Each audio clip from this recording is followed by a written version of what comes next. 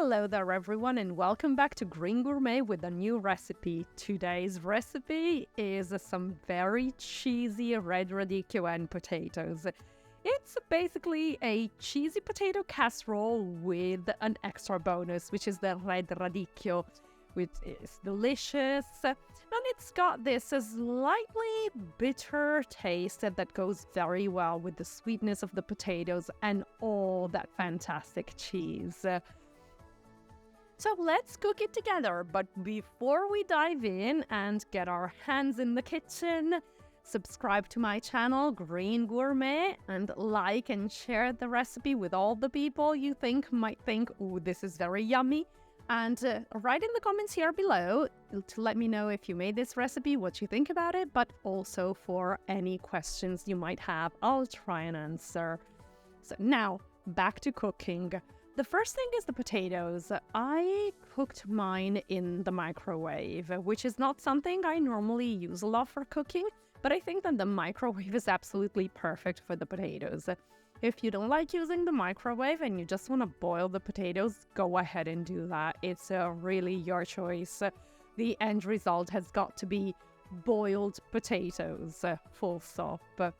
Then just chop the red radicchio. It's got to be chopped in chunks as I actually showed in the recipe. And in a pan you add some extra virgin olive oil, some garlic, and your onion. It's a fairly large onion, mine, because I like the onion flavor with all these veggies, and the onion goes like very, very well with the two types of cheese that are used in this specific Gateau. So just chop it up, not too finely, because again, I like the idea of actually feeling the bits and pieces, the chunks of onion in the recipe while I eat it. And then just put all your onion in the pan together with the olive oil and the garlic, and you cook it until it's like slightly golden brown. And at that point you are ready to start adding your red radicchio. Just add it slowly so that it starts cooking and it reduces in volume, because otherwise it's a huge quantity of radicchio that we're trying to cook here and it's not gonna fit in the pan. So just add it slowly. In the meantime, you turn it over a little bit, and when it's slightly cooked, you pour in a nice glass of white wine, and you actually deglaze it with white wine. Just cook it a little bit, not too much. We don't want overcooked radicchio because then it turns brown. And add herbs of choices. Again, this is my dad's mixture from my dad's garden, and it's got thyme, sage, rosemary. So just choose your favorite herbs mixture. Add salt and pepper to taste. Mix it well and just set it aside. Now back to our potatoes. Of course, in the meantime, our potatoes are nicely boiled and cooked, and I use a hand potato masher. I don't like other, let's say, regular potato mashers, because I hate those instruments. It takes actually ages to wash them when you're done, and for some reasons they always hurt my hands. So I'm using a hand potato masher. Before you start mashing the potatoes, just put the vegan butter in the potatoes and start mashing, and then also add the parsley. And this is what the potatoes are supposed to look like. It's just plain mashed potatoes with some butter in it. At this point, I added the vegan parm, quite a bit of it, and I also added some shredded vegan cheese. In my specific case, it's smoked taste. You can basically add any cheese that actually shreds and melts.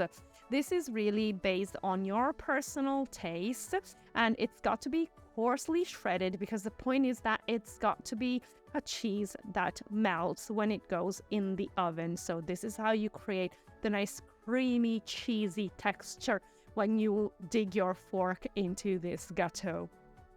Once you're done shredding the cheese, just mix the entire mixture well so that all the flavors start blending in. And then in a separate bowl, we mix together chickpea flour and some vegetable milk.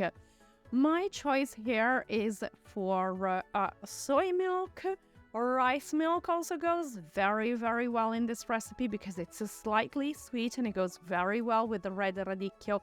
But anyway, any vegetable milk that you prefer is perfectly fine, because the only thing we're trying to do here is to create a nice cream that is going to keep all our ingredients together. Once it's nicely mixed, pour it into the potato mixture. Mix it up very well. As you can see, it's become extremely creamy already now with this mixture of the chickpea flour and the vegetable milk we've created. And at that point, we are ready to add our red radicchio. Mix it very well. It'll take just a little bit so that the radicchio combines well into the potato mixture. This is what it's got to look like. Because we're not doing this in layers into the cocottas, we are actually doing this as a mixture. As you can see, you actually spoon it into your pan of choice. It's a tray or anything that goes in the oven. I chose single portion cocottas, but you can choose anything that goes in the oven and that's got a lid or an aluminium foil on it. You add a final little bit of cheese on topping so that it becomes really very, very cheesy, and you bake it in the oven. It's really just so cheesy, so delicious, and this is one of those recipes that it looks like it's difficult, but it's not, and you're gonna feel like a pro in the kitchen. It's al bacio. If you don't try it, you're missing out. I hope you like this recipe and let me know what you think about it. And if I did leave you longing for more, subscribe to my channel, Green Gourmet. And thank you very much. See you very soon on Green Gourmet for another recipe, another adventure, and a new video. Bye for now.